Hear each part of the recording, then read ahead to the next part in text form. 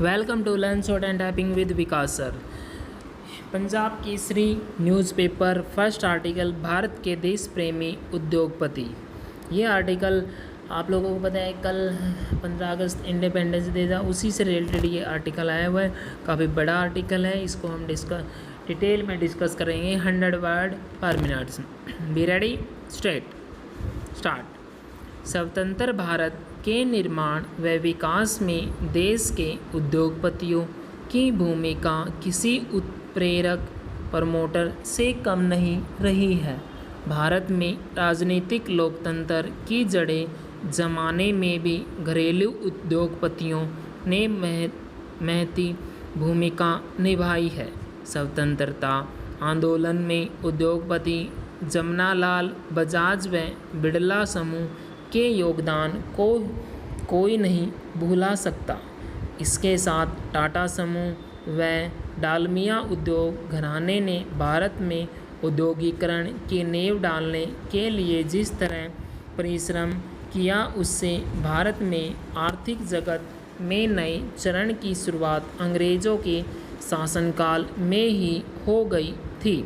भारत की आज़ादी की लड़ाई लड़ने वाली कांग्रेस पार्टी व इसके नेताओं को इन्हीं उद्योगपतियों ने बामाशाह की तरह उस दौर में वित्तीय मदद भी दी, जिससे भारत आज़ाद हो सके। यह काम उन्होंने अंग्रेज़ों की नाराज़गी मोल लेने के जोखिम के साथ किया। मगर इन सब उद्योगपतियों में टाटा समूह का विशिष्ट योगदान इस मायने में रहा कि इस समूह में के प्रधान संस्थापक स्वर्गीय जमशेद टाटा ने भारत में सर्वप्रथम स्टील उद्योग स्थापित करने की सोची और इसके लिए 19वीं सदी के बंगाल के पूर्वी सिंहभूमि जिले में ऐसे स्थान की खोज की जहां लोहे अयस्क से लेकर पानी व चूना पत्थर की खानें भी थी। झारखंड के जिस शहर को आज हम जमशेदपुर के नाम से जानते हैं, उसी का पट्टा लेने के लिए जमशेद टाटा को 2 बार लंदन जाकर महारानी विक्टोरिया व सम्राट के दरबार में हाजिरी भरनी पड़ी, क्योंकि तब भारत के वायसराय ने जमशेद टाटा की दरख्वास्त को दरकिनार कर दिया था और कहा था कि भारत जैसा देश कहाँ से स्टील उद्योग की दक्षता लाएगा। मगर जमशेद अपनी लगन के पक्के थे और उन्होंने लंदन दरबार के समक्ष दरख्वास्त रखी कि भारत राष्ट्रीय सुरक्षा और सेना की ज़रूरतों को देखते हुए स्टील प्लांट का लगाना बहुत ज़रूरी है। तब जाकर 1907 में देश के पहले स्टील प्लांट की नींव रखी गई, जिससे आज हम Tata iron and steel company या टिस्को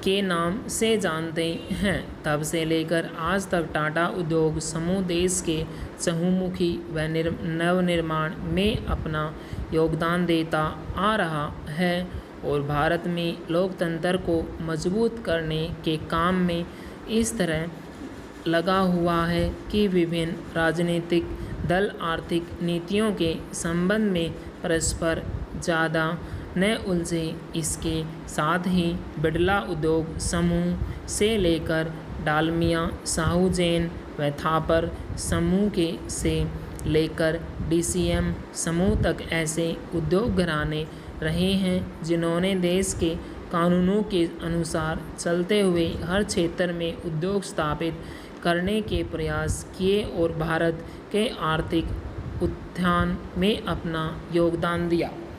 इतना ही नहीं, इनमें से कई घराने अपनी उद्यमशीलता की वजह से ही शीर्ष पर पहुँचे। DCM समूह के संस्थापक लाला श्रीराम दिल्ली के सेठ छूनालाल के मुनीम थे, परंतु अपनी आधुनिक सोच और वैज्ञानिक विचारों से उन्होंने विशाल DCM समूह खड़ा कर डाला। एक समय वह भी आया था जब भारत के आज़ाद होने पर नए वित्त मंत्री की खोज चली थी, तो उस समय डालमिया समूह के संस्थापक सेठ रामकृष्ण डालमिया का नाम इस पद पर कांग्रेस के कई वरिष्ठ नेताओं ने सुझाया था, क्योंकि डालमिया जी अपने समकालीन सभी उद्योगपतियों में सर्वाधिक तेज दिमाग और क्रांतिकारी आर्थिक विचारों के माने जाते थे। परंतु जवाहरलाल नेहरू से उनके किसी मुद्दे पर मतभेद हो गए थे, जिसकी वजह से वह वित्त मंत्री नहीं बन पाए थे। मगर इन सब भारतीय उद्योगपतियों की सबसे बड़ी विशेषता यह रही है कि इनका एकमात्र लक्ष्य मुनाफा कमाना नहीं रहा। उन्होंने नए नए उद्योग लगाकर भारत के लोगों को रोजगार दिया और भारत समाज के उत्थान के लिए धर्मादा कार्यों को इस प्रकार जारी रखा कि स्वास्थ्य से लेकर शिक्षा के क्षेत्र तक में गरीब जनता को लाभ हो सके। यही वजह है कि टाटा के विभिन्न शिक्षा संस्थान देश में अग्रणी स्थान रखते हैं और बिड़ला जी द्वारा बनाई गई प्रत्येक धार्मिक स्थल पर हमें धर्मशालाएं देखने को मिलती हैं। पंजाब में थापर समूह ने भी शिक्षा क्षेत्र में अपना योगदान दिया। दरअसल भारतीय उद्योगपतियों ने भारत में जो भी मुनाफा कमाया उसका उपयोग भारत के लोगों के लिए ही किया। इनमें राष्ट्र प्रेम की भावना स्फूर्त थी। वर्तमान आर्थिक वैश्वीकरण के दौरे में भी भारतीय उद्योगपति विदेशी कंपनियों से टक्कर लेते हुए जिस तरह आगे बढ़ रहे हैं, उससे भी कहीं न कहीं भारत की पहचान ही प्रमुख रहती है। भारत में टाटा के किसी उत्पाद का सीधा मतलब ऊंची गुणवत्ता होता है। यही स्थिति बिड़ला समूह के उत्पादों की भी है। इन्हीं उद्योग समूह ने आज़ाद भारत में अपने अखबार चलाकर स्वतंत्र पत्रकारिता को भी जिंदा रखा और कभी भी संपादकीय नीति में दखल नहीं दिया। बेशक आज स्थिति बदल गई है, अतः भारत के उद्योगपतियों से आज के राजनीतिज्ञों को कुछ सीखना चाहिए, क्योंकि भारत की एक विरासत टाटा बिड़ला डालमिया भी है। आदित्य नारायण चोपड़ा। Full stop.